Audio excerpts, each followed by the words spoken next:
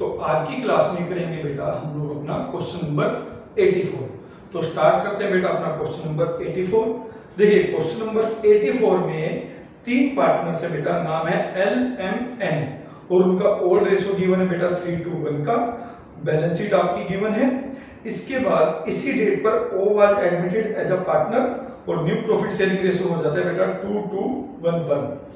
Goodwill of the firm was valued at 1,80,000। यहाँ पर firm की गुडविल गिवन है बेटा 1,80,000 and O brought his share of goodwill premium in cash और O जो है प्रीमियम फॉर गुडविल कैश में लेकर आया है। Market value of investment was 36,000। Machinery was reduced to 58,000। Creditors of ₹6,000 was not likely to claim the amount and hence was to return. O will bring proportionate capital so as to give him 1/6 shares in the profit of the firm. Prepare revaluation account, partners capital and balance sheet. ठीक है बेटा। तो सबसे पहले as usual हम लोग क्या करेंगे, जो हमारी एडजस्टमेंट है किसकी बेटा, इन्वेस्टमेंट की, मशीनरी की और क्रेडिटर्स की, उनके सामने हम लोग टिक कर देंगे और उसके बाद स्टार्ट करेंगे बेटा अपना क्वेश्चन। ठीक है बेटा। तो आई होप आपने टिक कर लिया होगा। तो स्टार्ट करते हैं बेटा अपना क्वेश्चन। तो सबसे पहले बैलेंस शीट में आपको गिवन है क्रेडिटर्स और क्रेडिटर्स के लिए लिखा है बेटा कि 6,000 के जो क्रेडिटर्स हैं वो क्लेम नहीं कर रहे, तो ये फर्म को बेनिफिट हो गया बेटा।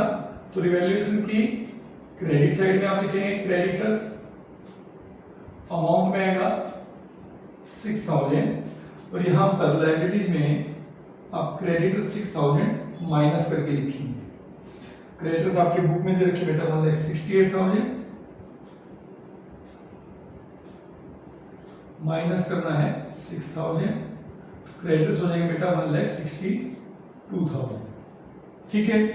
उसके बाद जर्नल लेजर है बेटा। Journal ledger old partner old ratio में बढ़ता है और उसके बाद दे रखा है कैपिटल का बैलेंस। तो सबसे पहले एज यूजुअल हम लोग अपना कैपिटल का बैलेंस लिख लेंगे बाय बैलेंस बीडी। गिवन है 1,20,000, 80,000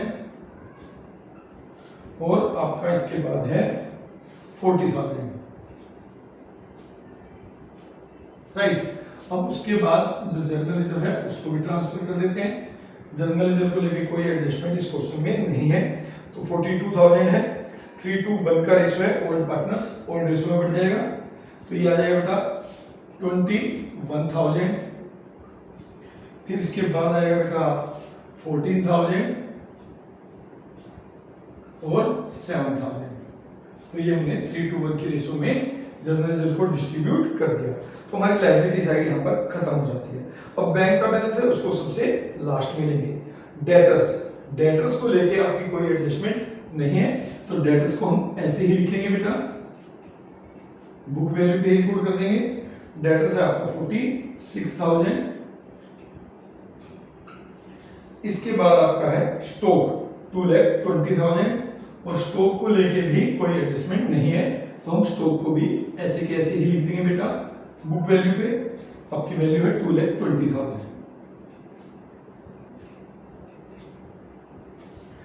इसके बाद आपका है इन्वेस्टमेंट। अब इन्वेस्टमेंट की आपको एडजस्टमेंट गिवन है, लिखा है market value of investment was 36,000, यानी मार्केट वैल्यू कम है और बुक वैल्यू ज्यादा है, तो ये हमारे लिए लॉस हो गया बेटा। 36 है तो 24,000 का लॉस हो जाएगा। अब रिवैल्यूएशन की डेबिट साइड में लिखेंगे टू इन्वेस्टमेंट 24,000। ठीक है। और यहाँ पे इन्वेस्टमेंट की वैल्यू कम करके दिखाएंगे आप। बुक वैल्यू है 60,000 माइनस करेंगे 24,000 तो नई बैलेंस शीट में आएगा 36,000। ठीक है। इसके बाद आता है बेटा फर्नीचर। फर्नीचर के ऊपर भी कोई एडजस्टमेंट नहीं है, तो बुक वैल्यू ही आपको रिपोर्ट करनी पड़ेगी। फर्नीचर, फर्नीचर की बुक वैल्यू गिवन है 20,000। इसके बाद आपको गिवन है मशीनरी और मशीनरी की वैल्यू बता रखी है बेटा, machinery will be reduced to 58,000। Book value है 70,000, तो 12,000 का आपको लॉस हो गया। तो यहाँ पे आप लिख देंगे टू मशीनरी 12,000, ठीक है। और बैलेंस शीट में भी मशीनरी की वैल्यू माइनस करके आप दिखा देंगे। मशीनरी बुक वैल्यू है मशीनरी की आपका 70,000, माइनस करना पड़ेगा आपको 12,000 जो कि हमने रिवैल्यूएशन की डेबिट में भी लिखा है, तो ये आ जाएगा 58,000, रिड्यूस करके हमने 58,000 लिखना है। क्लियर बेटा? तो यहाँ पर हमारी बैलेंस शीट में भी हमने सारी चीजें ट्रांसफर कर दी सिवाय बैंक के, तो बैंक का भी बैलेंस हम लोग लिख देते हैं। इनर कॉलम में आएगा एज यूजुअल 34,000, ठीक है। अब इसके बाद चलते हैं, देखिए इसके बाद पहला आपको दे रखा है न्यू प्रॉफिट शेयरिंग रेशो के बारे में, तो यहाँ पर न्यू रेशो भी है और ओल्ड रेशो भी है। तो एक काम कर लेते हैं हम लोग, सैक्रिफाइसिंग रेशो निकाल कर ही देख लेते हैं। तो सैक्रिफाइसिंग रेशो निकाल लेते हैं बेटा। सबसे पहले एल की बात करते हैं। एल का रेशो है 3/6 ओल्ड और न्यू रेशो है 2/6। तो ये 1/6 एल ने सैक्रिफाइस किया है, ठीक है। एम जो दूसरा पार्टनर है उसका पहले भी 2/6 था, अभी भी 2/6 है, तो इसने ना सैक्रिफाइस किया ना गेन किया। एन इसका 1/6 था और अभी भी 1/6 है, तो इसने ना सैक्रिफाइस किया ना गेन किया। ओ इसका न्यू रेशो है 1/6, यानी इसने 1/6 गेन किया है और एल ने 1/6 सैक्रिफाइस किया है। तो जितना भी प्रीमियम फॉर गुडविल होगा वो किसको मिलेगा बेटा? केवल एल को मिलेगा। अब देखिए उसके लिए क्या लिखा है, goodwill of the firm was valued at 1,80,000, 180 है, और जो प्रीमियम फॉर गुडविल है वो कैश में लेकर आया है, तो 180 का, ठीक है, 1/6, तो गुडविल प्रीमियम फॉर गुडविल हो जाएगा 180 का 1/6, ये 30,000 लेके आएगा बेटा, और कैश में लेके आया है, तो यहां पे ऐड करेंगे प्रीमियम फॉर गुडविल 30,000, तो बैंक का बैलेंस हो जाएगा 64,000, और यहां पे आप लिखेंगे बाय प्रीमियम फॉर गुडविल, और ये किसको मिलेगा? केवल एल को मिलेगा, दैट इज 30,000, राइट। अब यहाँ पर हमने प्रीमियम फॉर गुडविल का ट्रीटमेंट कर दिया। देखिए उसके बाद इन्वेस्टमेंट की एडजस्टमेंट है, इन्वेस्टमेंट की हमने कर दी, मशीनरी की है, मशीनरी की हमने कर दी, क्रेडिटर्स की कर दी। अब इसके बाद लिखा है O will bring proportionate capital so as to give him 1/6 share in the profit of the firm, यानी हमने सारी एडजस्टमेंट कंप्लीट कर दी। तो सबसे पहले हम लोग क्या करेंगे, अपना वैल्यूएशन अकाउंट बैलेंस कर देंगे।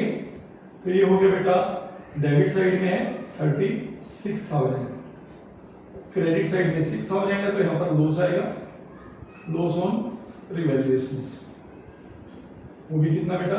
30,000 का, ठीक है। तो ये 36,000 आ जाएगा, और कैसे बटेगा? एल एम और एन में 30 का 3/6, तो ये हो जाएगा 15,000, ठीक है। फिर आपका ये हो जाएगा 10,000, और ये हो जाएगा 5,000, ठीक है। तो यहां पर आप लिखेंगे 2 लॉस ऑन रिवैल्यूएशंस, जैसे ही लॉस आएगा उसको रिवैल्यूएशन कैपिटल अकाउंट में ट्रांसफर कर दिया, 15,000, 10,000 और 5,000, राइट। अब यहाँ पर तो अपने को क्या करना है, देखिए यहाँ पर ऐसा हमें, क्योंकि ओल्ड पार्टनर के बेस पर नए पार्टनर की कैपिटल निकालना है, तो हमें क्या करना है, यहाँ पे हम इनका ओल्ड पार्टनर्स का कैपिटल अकाउंट बंद कर देंगे, ठीक है। तो ये हो जाएगा बेटा 150, 171, तो ये हो जाएगा 94,000, और ये हो जाएगा 47,000, राइट। अब यहां पर to balance sheet, that is your balancing figure,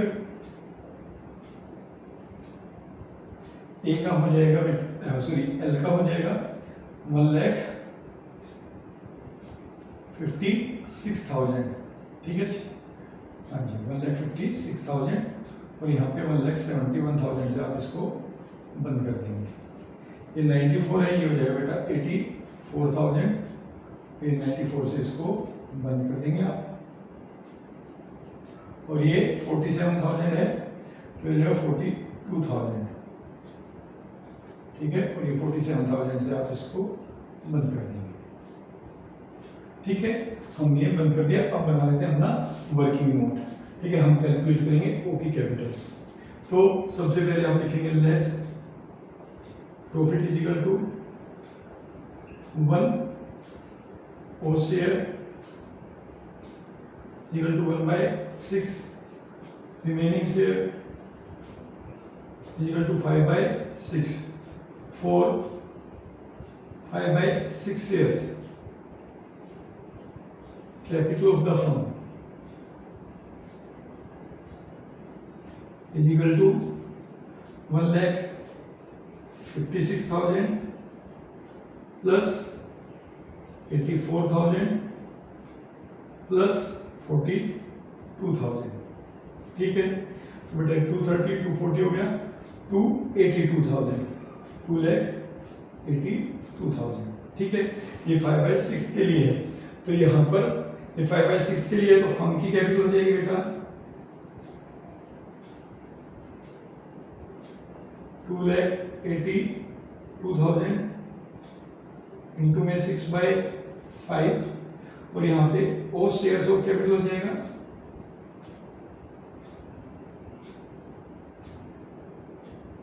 2,82,000 into 6/5 into 1/6, ठीक है। तो यहाँ पर हो जाएगा बेटा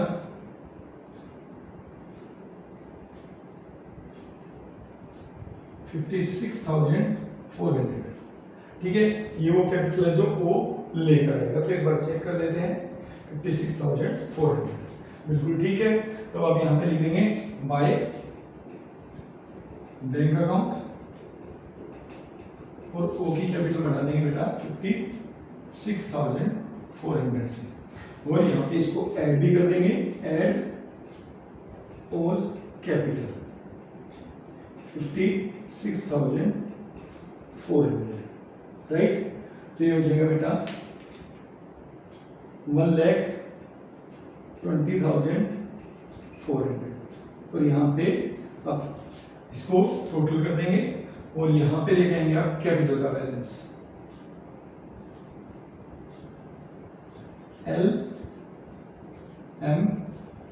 LMNO, ठीक है। तो बेटा L का है 1,56,000, M का है 84,000, N का है 42,000, और O का है 56,400,